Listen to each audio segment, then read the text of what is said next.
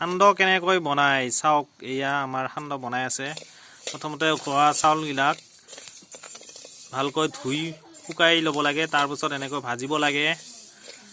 ভাজি ভাজি একেবাৰে ৰঙা কৰি দিব লাগিব।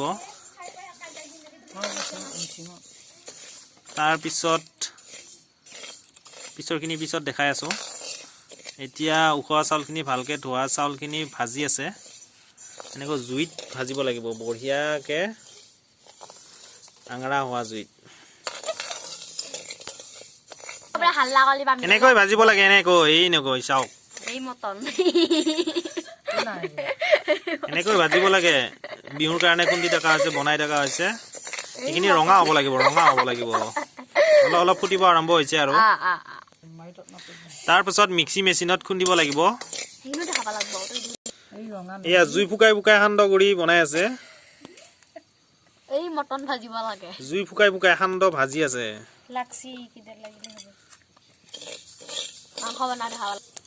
এয়া সান্দহখিনি ভাজি ভাজি ৰঙা হৈ গ'ল। এতিয়া নুমাব পৰা হৈ গৈছে। ইয়াৰ পাছতে আমি খুন্দা কাৰ্যসূচীটো আৰম্ভ কৰিম। মিক্সি মেচিনত খুন্দিম আমি আকৌ। বহুত ধোঁৱা ওলাইছে, জুইটো অলপ বেছি হৈছে।